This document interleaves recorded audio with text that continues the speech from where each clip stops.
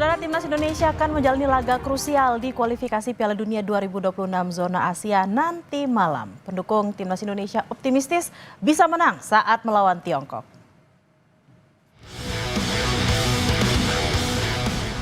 Hari ini Timnas Indonesia akan menjalani laga krusial di kualifikasi Piala Dunia 2026 zona Asia. Timnas siap membalas kekalahan 2-1 yang diderita ketika kedua tim bertemu pada Oktober 2024 lalu. Meski tak memandang remeh, namun pelatih Timnas Patrick Kluivert bilang Garuda bakal tampil dominan dan Tiongkoklah yang harus waspada. Globally in big lines, I know how they play, but I think the most important thing is that how we are playing. They need to look at us because we are playing at home. We have to play dominant game, and they have to, be careful what of us. And we, of course, don't need to underestimate our opponent. But I think that China needs to be aware what we bring to the table. Sementara pelatih Tiongkok Branko Infankovic mengaku sudah menyiapkan beberapa strategi, termasuk menumpuk sejumlah pemain depan untuk menggedor pertahanan Indonesia. 10 units. Four strikers. Not 4, 10. 10. 10 strikers, of course. No.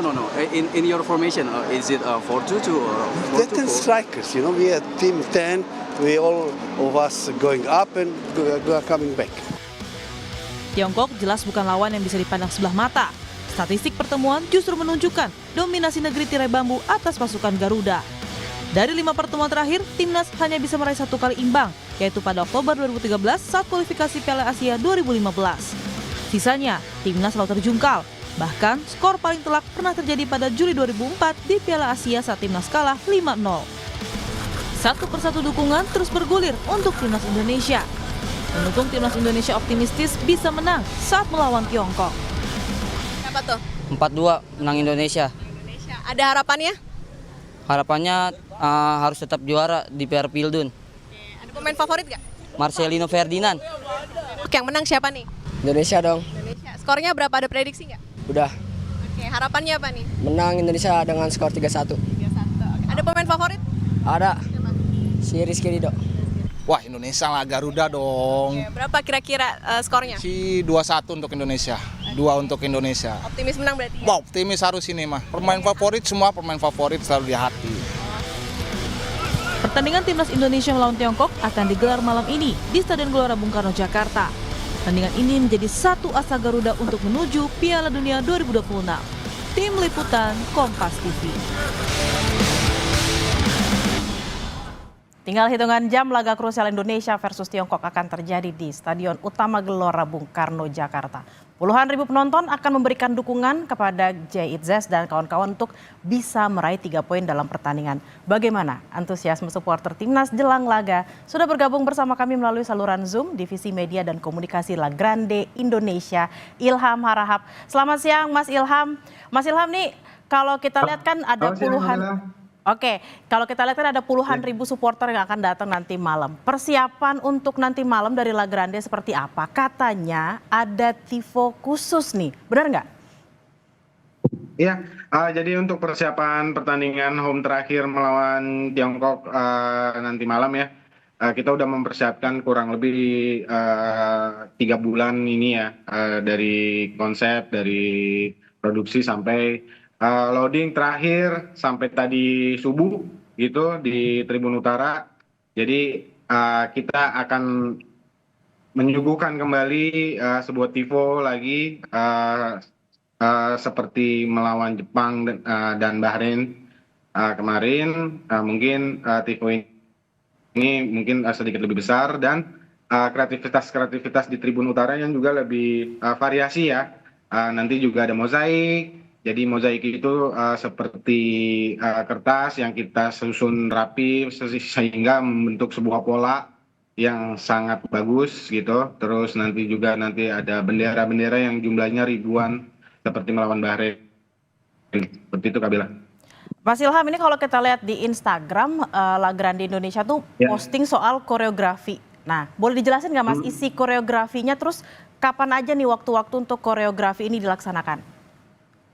Iya, kalau buat informasi ya Kak Bella ya, jadi kan La Grande Indonesia kan berdirinya di Tribun Utara gitu ya, dan kita tahu juga Tribun Utara itu kan bukan punya La Grande Indonesia aja, tidak eksklusif hanya member atau teman-teman La Grande Indonesia aja yang mengisi di Tribun Utara. Akan tetapi banyak juga penonton umum yang bisa membeli tiket melalui online ataupun aplikasi-aplikasi yang dijual oleh federasi seperti itu. Jadi kalau untuk persentase mungkin sekitar hanya 20% gitu ya teman-teman La Grande Indonesia yang mengisi di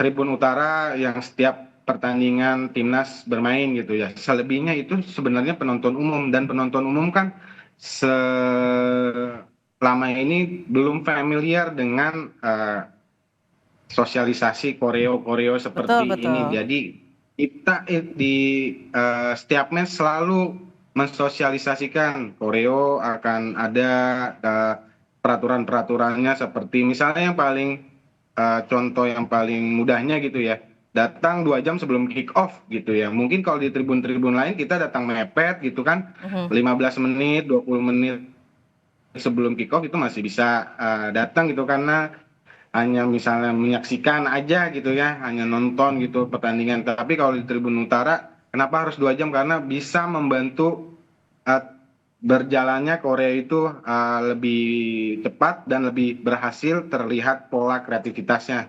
Seperti itu tuh yang paling simpel. Terus mengangkat kertas gitu kan. Kenapa kertasnya jangan ditarik atau jangan ditukar? Karena ketika nanti warna-warna yang ada di kursi itu, yang ribuan itu yang kita sudah taruh sampai tadi subuh, kurang lebih ada 6.000 kertas gitu kan. Kalau itu berganti pola warna, itu akan merubah pandangan juga terhadap mozaik kertasnya itu. Seperti itu sih kurang lebihnya. Jadi yang kita posting itu sebenarnya sosialisasi terus menerus kalau kita ada koreografi. Jadi teman-teman yang datang ke Tribun Utara malam ini, yang dapat tiket Tribun Utara malam ini, mohon bantuannya sekali lagi datang lebih cepat, karena ketika datang lebih cepat nanti teman-teman La Grande Indonesia ngarahin kok, ngajarin gitu kan.